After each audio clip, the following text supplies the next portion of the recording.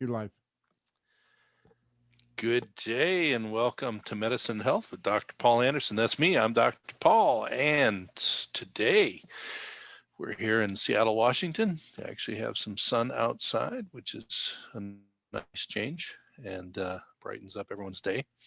And so today, as advertised, we want to talk about empowerment, but specifically empowerment for patients with cancer. And really, because cancer is never a lone entity, meaning we always have somebody or some people in our life who are intimately affected by things that happen to us. If we're the cancer patient, it affects everybody around us, especially those closest to us. So one of the reasons that today's topic came up is the release a few weeks ago of my new book, Cancer, and it's just called The Journey from Diagnosis to Empowerment. And most people really get the diagnosis part. They know, okay, that's when you get diagnosed with cancer. But why a journey, and why the idea of empowerment? Now, one of the things that's been very cool, didn't you never know how these things are going to go, especially when you launch something like a book or any new endeavor. But the book itself, it hit three #1 spots on Amazon's list. It's for its launch, its first week, and one was in oncology, and then there was a couple other related areas. And so we're really happy with that. We've got a lot of feedback about the book and a lot of questions about people asking, well, you know, how is it available? And so right now, Amazon in Canada or the US, you can get it printed version, you can get a Kindle version, and we'll be recording the audio version that'll be on any of the audio outlets like Apple Play or Audible, and all the 100 other audiobook versions. That's coming up. That probably won't be ready till about the beginning of next year, though, because of the production involved. But a lot of the questions came in, and they were asking, well, so if it's journey from diagnosis to empowerment, um, what do you mean by empowerment, and how does that affect me as a cancer patient, or me as someone supporting or being the partner of, or in any other way connected to a cancer patient? So it's a big part of the book, obviously, because the subtitle literally says what the trajectory of the book is. The beginning of the book talks about what's normal when you get diagnosed with cancer, as far as the way you feel inside. What's normal if it's your loved one who gets diagnosed? What do you normally default to when you get these sort of not wonderful news, bad news, etc.? What are the most common sort of human emotions that happen there? And then what can we do to oppose human nature, which is to stay there and stay in whatever emotional state that we're in, because it's somewhat comforting to feel the way that you feel when you get something disturbing like a diagnosis like cancer. But the important part, and really the point of the book, is that based on what I've seen working with cancer patients for decades now, and watching them, watching their families, etc., the more you move from the shock of the diagnosis over to a place where you are actually empowered as the cancer patient, or you are supporting the cancer patient and being empowered, or if it's someone very close to you, you actually really need to become empowered in your role in the world of the cancer patient. So the journey over to being empowered is important, and the biggest purpose of the book is to say it's normal and it's okay to start where you start. We all feel very, and you can fill in a lot of emotions here: confused, dismayed, angry, upset, et cetera, when we get the diagnosis. But how do we get to a place where we're sort of in a different mindset around the diagnosis? Because one of the stark realities of any diagnosis, but especially a diagnosis of cancer, is, well, it's unless it's a mistaken diagnosis, which happens but not that often, it's there, and you can't really do anything about the part of your life that is the diagnosis of cancer.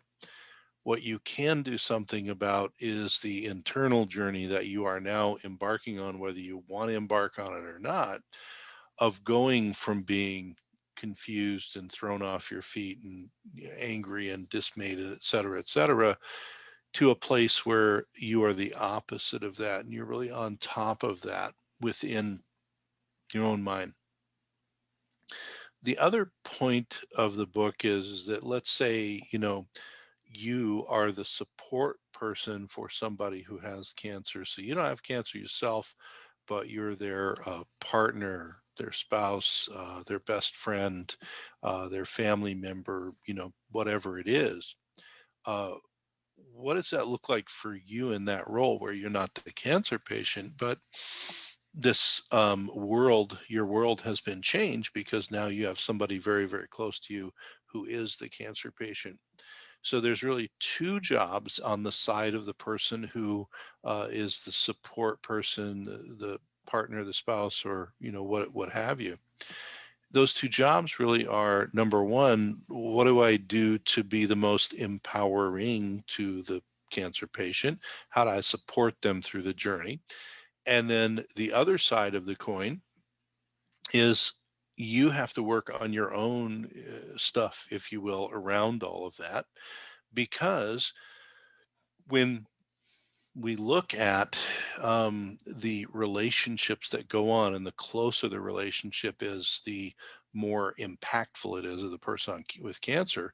But when we look at the relationships that go on, whether they're, say, family, loved ones, support people, whatever, they have a giant impact on the person who has cancer. One of the biggest stumbling blocks, this is something we go through in the book because the book is really written for both parties. It's written for the cancer patient first, but also the caregiver, loved one, etc. One of the biggest stumbling blocks, just like it is for the patient, to get to that place where you have a more on top of it, more empowered sort of feeling going on, is dealing with your own stuff around the diagnosis that your friend or loved one has got. And so I've seen people where, say it's a support person who's really close. Maybe it's, a partner, a spouse, somebody who lives with the person. And so, they're physically close, but they're also emotionally close, et cetera. And I've seen where the cancer patient's actually doing not too bad. They're kind of progressing along. They're getting on top of things, and they're feeling more empowered. And then you see the support person kind of get stuck in a certain place. Now, this can happen to either party, but if you're the support person, and normally the support person, this is not something you're trying to do. It's just the way that things work out, the way our brains and our emotions work. But if you are the support person, the thing that you want to keep in mind is that you have to go through all of the same internal issues, etc., and deal with your own feelings and your own emotions around this diagnosis of cancer, even though you didn't get the diagnosis, someone you care about did. And so the same process and the same steps are critical to either party as they go along. But one of the things I've seen is if the person who is supporting is having a harder time getting beyond, their normal human nature of being shocked and dismayed by the diagnosis, and they're not moving forward, they can actually inadvertently, and normally they don't mean to, be a detriment to the mental, emotional health and space that the patient with cancer is trying to achieve. And so it is critically important that both sides of the equation kind of go through these things. If you think about it, let's say, we'll stick with the support person, loved one, et cetera, for just a moment. Let's say, you know, as a support person, you don't have cancer, you don't have the diagnosis, but it's a diagnosis that you've always thought about in your head and thought, gee, I hope I never get that one, right? Most people do. Most people don't want to get a diagnosis of cancer. So let's say that goes on and you don't think about it every day, but when you do think about being diagnosed with cancer, you think that's probably one of the worst things that could happen. And then suddenly your loved one is diagnosed with cancer. Well, you can go into the same spiral that the patient does, but you go into it in your own way. So, for example, some of the most common things that I've seen, whether it's a patient or a loved one becoming, getting diagnosed first and then moving on, the most common things are, of course, shock. I mean, we're not expecting it usually. There are people who, have an idea because they've been sick for a while and they're not sure why they've been sick, and there's some things that don't add up, and they get a diagnosis of cancer and they don't like the diagnosis, but it makes the things that were going on make sense at least. So a lot of times, you'll have people who aren't as shocked. They're dismayed and displeased with the diagnosis, but most of the time the caregiver loved one is in a space where it hits them, really as a blind side. It can hit anyone as a blind side, but usually the person who's been going on in their own body, there's a percentage of people who kind of have an inkling it might be something not great. So for the person who's the caregiver, a lot of times there's a shock component that really is the same as triggering a fight or flight response. So the normal, sympathetic nervous system running away from, an attacker sort of a response. And what that response does in your brain is it connects immediately to not only your physiologic, efforts to run away from an attacker, and there is no attacker there, so your body just goes into the state, but neurologically and emotionally, the memories and the thoughts that are triggered can not make a lot of sense for a lot of people. And so suddenly, the shock of the diagnosis, and this could be either party, but a lot of times this is the support person, the shock of the diagnosis sends them to a place emotionally that they don't even, you can't verbalize it, but of course it feels very, very bad, but it can feel then like a lot of different things depending on what old memories or what thoughts it brings up. For example, I've seen people where their biggest fear, was developing a diagnosis of cancer, which again, nobody really wants that. But the fear is rooted in the fact that they watched their mother or their father go through an extended battle with cancer, and it was very traumatic for them, or a brother or a sister or somebody very close, spouse, somebody very close to them. And so they have this very, very heavily entrenched memory that is extremely negative and obviously presses all the wrong buttons on the inside. And so that person, without even knowing it, usually goes right to those feelings. Now, they may not even go to the memories of it other than a little bit fleeting through, but the feelings will all come up. Same thing can happen if you're the patient with cancer as well. So wherever your brain goes, the first thing we say in the book is that's okay. Everything's basically okay. Everything that occurs is okay because that's you and that's your human nature. The point is we have to assess that and say, well, I understand where this is coming from. Maybe I need to talk to somebody to talk through it or whatever. We talk about that, getting help and stuff like that. But the bottom line is it's okay to start there. That's where you're starting. But the important thing to keep in mind as you go along is that might trigger two totally different reactions in you, the cancer patient, and then the other person who is your support person, closest person maybe in the world, because you have different experiences and your brain processes your experiences differently. We've all probably seen this, or if you think about it, you can probably think of examples that you've seen in families where, let's say it's the example of a parent who goes through a protracted ordeal with cancer, and they use a lot of treatment, and they get very ill, and eventually they pass away, and it's very traumatic. And let's say that there's three children who all go through this, walk through it with the parent. They can have three very, very different impressions mentally and emotionally of that experience. And so let's say all three of them now are dealing with someone else close to them with a cancer diagnosis. Their bodies and their mental emotional state will go to three totally different places. Same thing with you and your loved one who has cancer. So one of the things to be just mindful of is A, it's okay wherever you start. B, it's normal because it's human nature. And C, it's going to be different for everybody.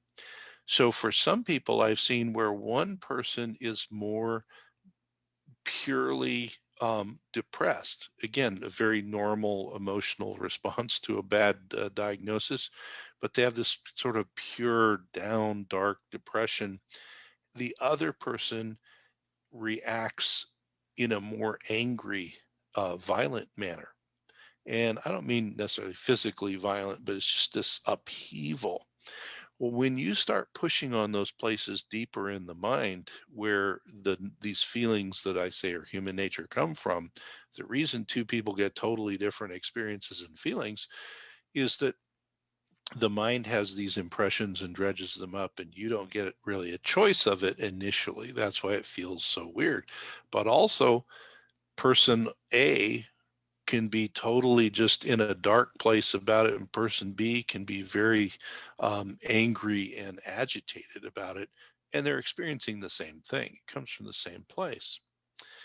So the first part about moving towards being empowered really is to look at what does it take for me to get off square one, which is a disempowered place around the diagnosis, and to not just move on and be empowered and all of this stuff, but to walk through the steps that are required for you to process those things as an individual.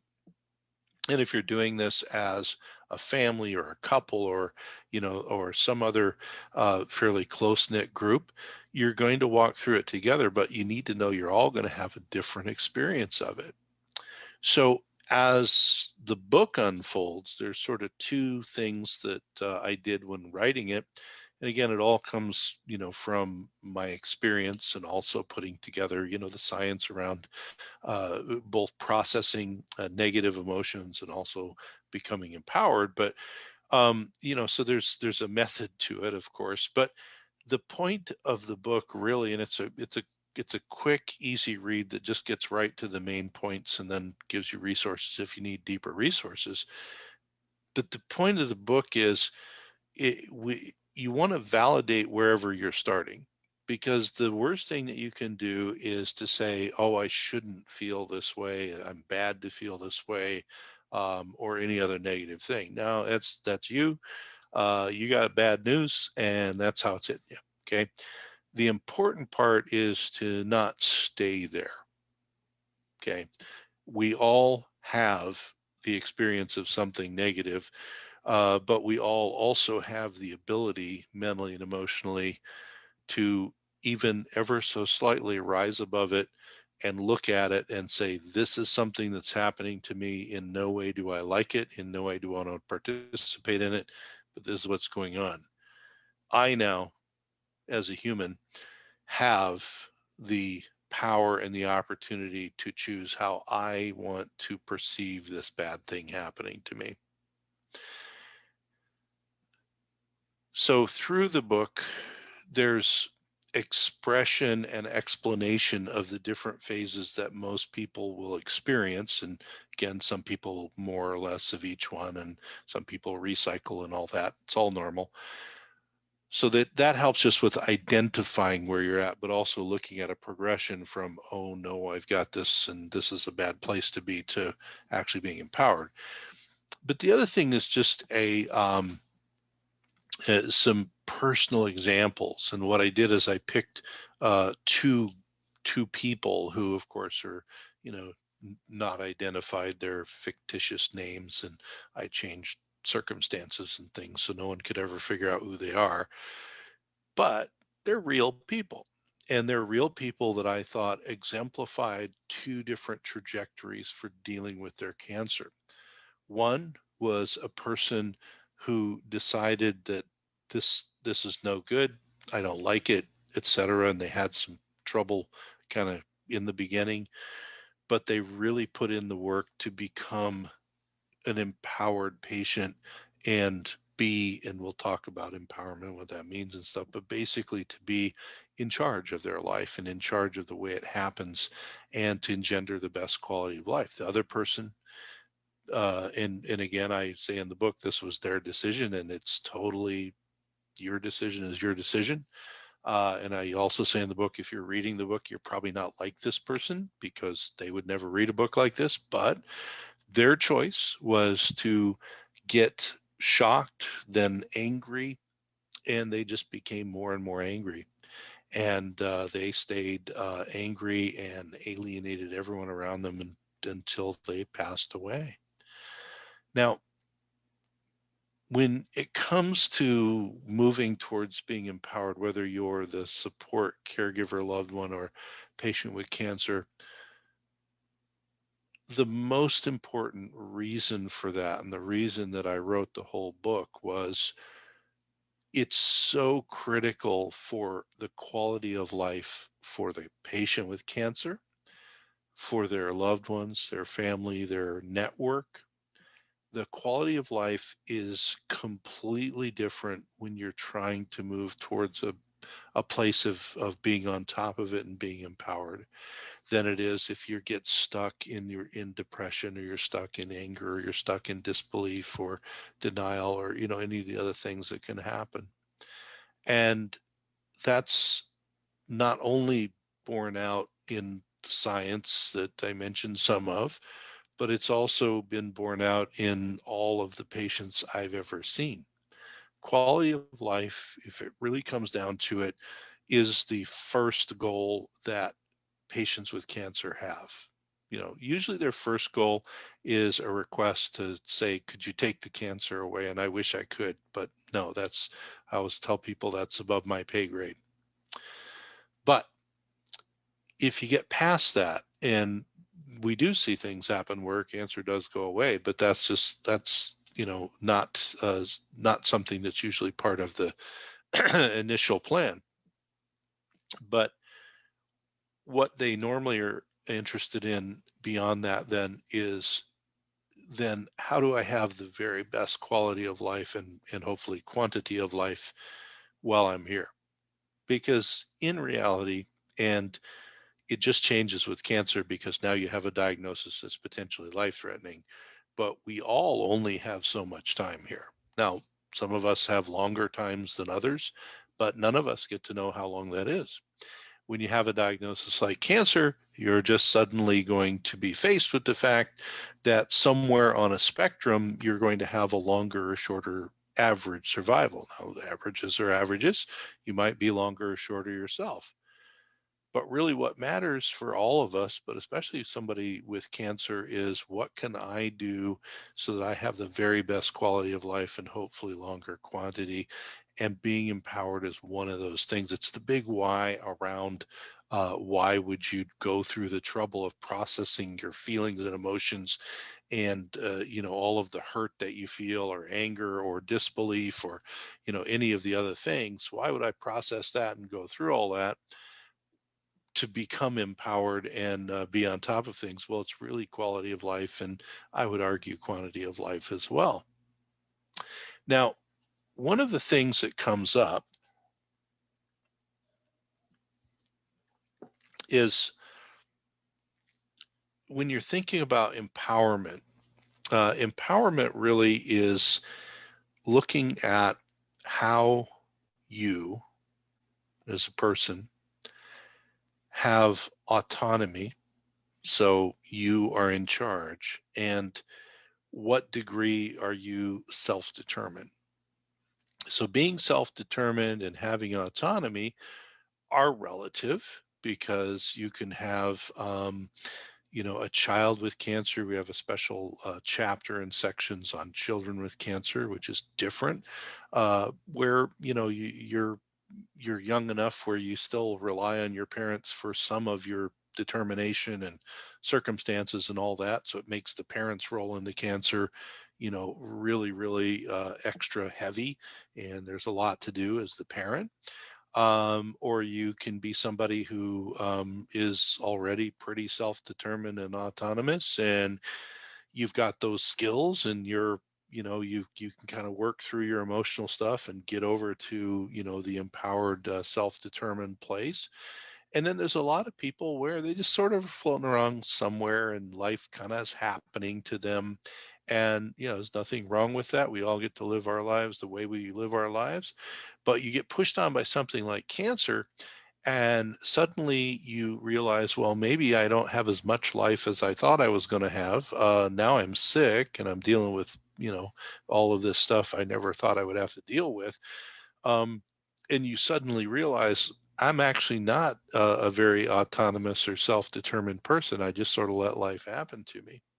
So one of the questions that came up with some of the feedback, and really good stuff, was, is part of being empowered, not letting life just happen to you. And to a degree, that's very, very true. So if you think of cancer as something that is happening to you, and you think of your cancer treatment and work that you're going through and everything as something that's happening to you, you are less likely to reach this place of being self-determined and autonomous, etc., because a self-determined autonomous person doesn't really believe that things are just happening to them. Now, of course, getting a diagnosis is something that is external, but pretty soon it has to become internalized. And how you look at it is where you become either self-determined or just sort of, well, I'm a victim of this and this is what's going on. One of the things, kind of like some of the earlier parts that we talked about around this trip over to being empowered, that we talk about in the book, is um, being a victim is something that we often look at and say, well, we don't want to have victim mentality. We want to be empowered and self-determined and all this stuff. And that's very, very true. The other side of the coin, though, is it's very normal for many people's personalities to feel victimized by cancer because they didn't ask for it, they didn't want it, and it seemed to come out of nowhere. And so, in a sense, they feel like, just like if you were minding your own business and somebody, runs into you in a car, you didn't ask for it, you weren't planning on it, etc. You're a victim of that circumstance. That's actually fine, because you are. All of those things fit. But just like being depressed or angry or whatever, we have to realize that once we get past the idea that, well, that did happen and that's a point in time, the the part about being self-determined and empowered is, now what do I do with the rest of my time after that? So I have this moment in time where, yes, I was seemingly the victim of a diagnosis, or my loved one was, and I got down or I got angry or I was in denial, whatever. Okay, I see that. I can't live that way and become and be empowered. That's really the key. Now, if the purpose of being empowered is to have this autonomy and self-determination, and the real purpose of being empowered and having all that is so that we have better quality of life and probably quantity of life, and generally what I've seen is your cancer therapy seems to work better the more empowered you are as well, because you're actually in charge. So if it's not being a victim, then what is it? What is this other end? What's the goal? So diagnosis to empowerment. Well, the idea of being empowered is to be completely as honest as you possibly can be with yourself, your emotions, your feelings, and then letting that flow through to your actions as possible, in a way that processes all the negative junk that comes along and all the normal human nature stuff that we all go through every day in our mind. Cancer just adds a whole other layer to it. processing that, but getting to the place where you stay in this honest position with you, your diagnosis, how it's feeling, or you, your loved one's diagnosis, how that makes you feel and how that affects your relationship and everything else. You stay honest about it, but you stay honest about it looking at it as something that you actually have control over. Yes, you may have less control over the cancer process itself, but you do have control over your brain, your mind, your emotions, your spirit, and where that takes you. That's the important part. It's a difficult, difficult thing. One of the people that I quote early on in a couple times in the book is Dr. Victor Frankel. Most people know Dr. Victor Frankel as a physician who was a psychiatrist who survived the Nazi death camps during World War II. And he wrote a great deal about that. But he also, one of the core things that he decided in being in the death camps was that the only thing that they really couldn't do to him or take away or add was his response to what went on.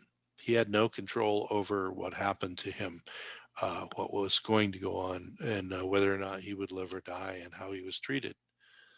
But he decided that the one thing that he did have that no one could take away was his ability to react to it and his choice over how he reacted.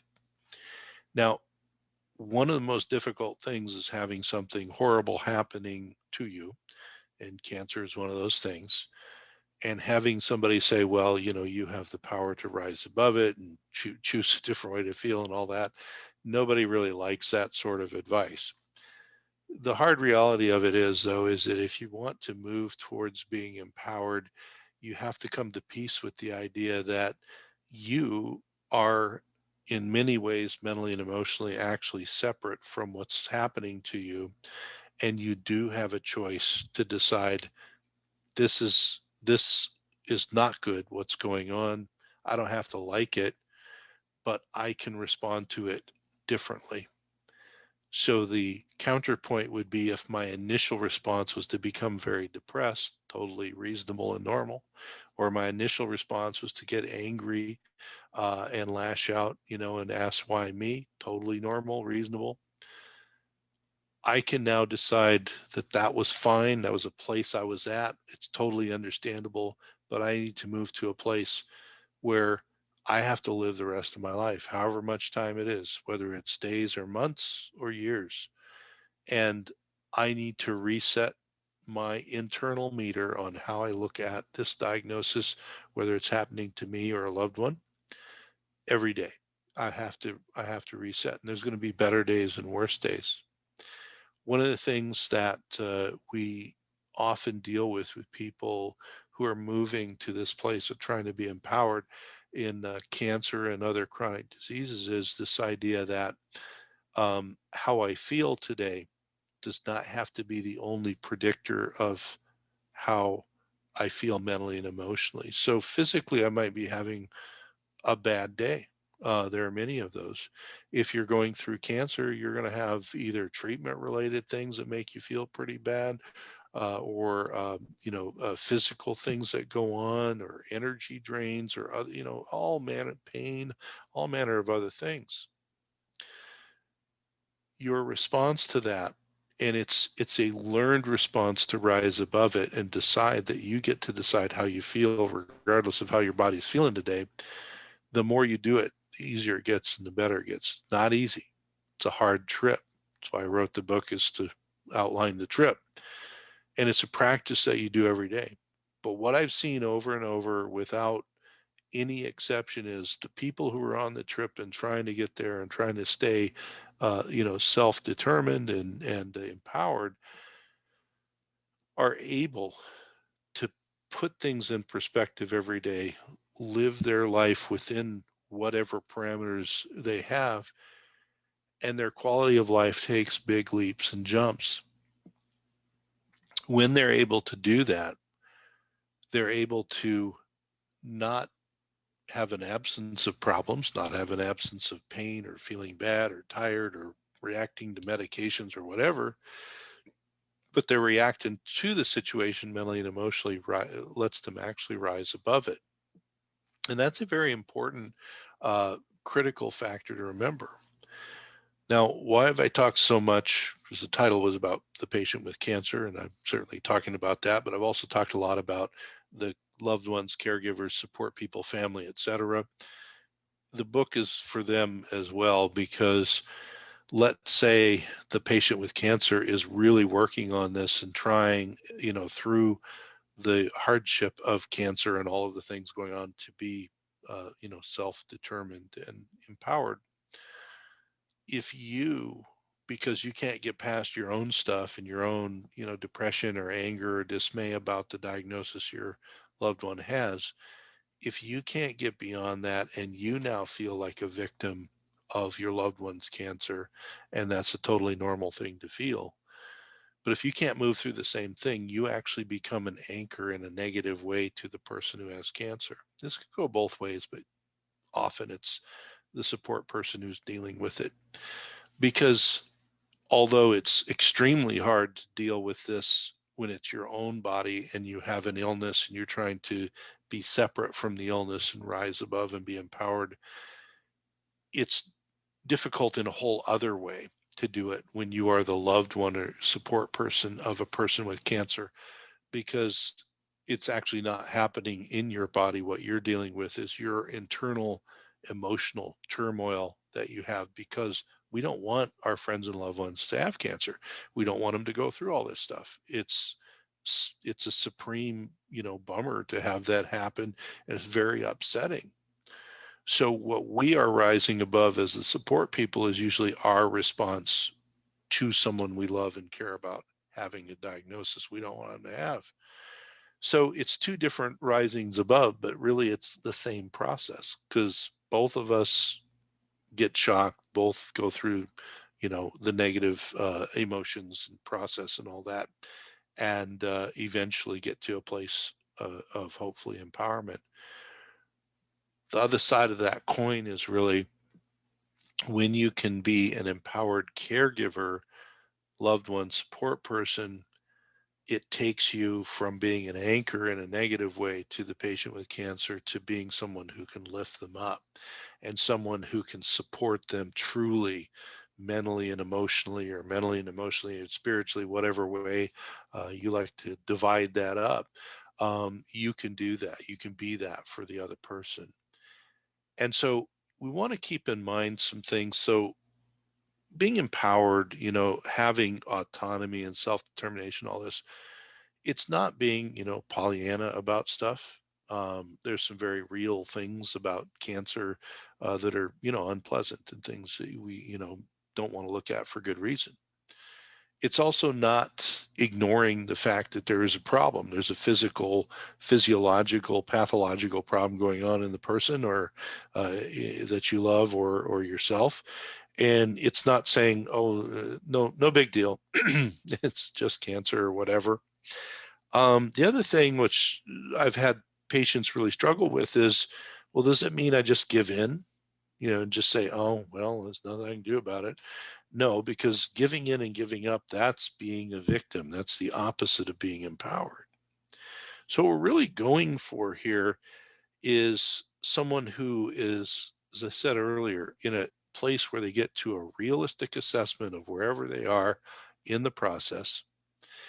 They see what they need to do to get to the next step, and they're working towards it, and they realize they're going to have some great days, and they're going to fall backwards on some days, and they're going to recycle some, stages and all that. But it's the process of getting there that makes you empowered, and it's the muscle, if you will, that you are exercising that brings the empowerment. Because every day you're going to feel different about the situation. Body's going to feel different if you're the patient, and every day you get to decide, probably a lot of times during the day, okay, that's happening today, but I still am in charge of how I think and feel about it. And that's really the point of the whole book, is to get through that. Now, one of the things that comes up, and I talk about this in kind of the middle the middle of the book, if you will. Chapter 5 says, what does modern science say about empowerment? And one of the things that I tried to not do was use terms that didn't have some basis in a fairly large amount of history in the world of psychology, psychiatry, emotional studies, maturation, etc., and also research. But one of the things, as recently as less than a year ago, they published a review about empowerment, and it goes, and you can read it in the book, but essentially what it goes through is the factors that are involved in us rising above and feeling like we're in charge. And one of the things that that they saw in looking at the idea of empowerment in people who are ill, etc., is it's not so much your direct control over your disease state, although you do have control over your disease state in many ways, but you're maybe not choosing all of the therapies you get. You're not doing the therapies to yourself. There's parts you're not controlling. What they were saying in this very recent paper was, it's not so much that leads to empowerment, but it's your really your participation in your ability to control what you can, and understanding which things are within and without your control. And there's some other ones that I go through and talk about in the book that go through things such as empowerment actually affecting your ability to have pain managed, and certainly pain management, and pain is important for many reasons and many people. There's also things around being empowered and the interpersonal relationships that we're all involved in. This is why the book is really written for the cancer patient and everyone in their circle, because we all need to, if we care about the person with cancer, we need to be moving to being an empowered caregiver or loved one. And the person with cancer needs to move to being empowered around their disease, their diagnosis, and literally rising above it. Well, we're just about out of time for today, so I really appreciate everyone listening. I appreciate those who ask questions and all. As I said, you can get the book Cancer, The Journey from Diagnosis to Empowerment by me, Dr. Paul Anderson. Anywhere books are sold online, you can get the Kindle version, you can get a book version, paper version. As I said, we're working on the audio version, which will be on all the audio platforms, whether it's Apple Play or Google or Audible and all of the other ones that I don't know about, but the people who make these do. And we're going to have some other things coming out around it as well in the future. But we are winding down for the day. Somebody also asked, just because I got 30 seconds, so I saw this. I know it's on Amazon. Are there other outlets? So Barnes & Noble is one. If you want to do a really great, solid for a big local bookseller, Powell's Books, I'm from Portland, Oregon. They were huge there. They're now big, huge presence online, Powell's Books.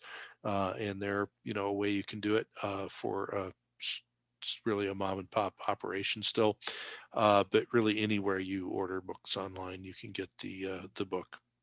But that leads us to the end, and I want to thank you for being here. I'm Dr. Paul Anderson with Medicine Health. I'll see you all next week on the radio.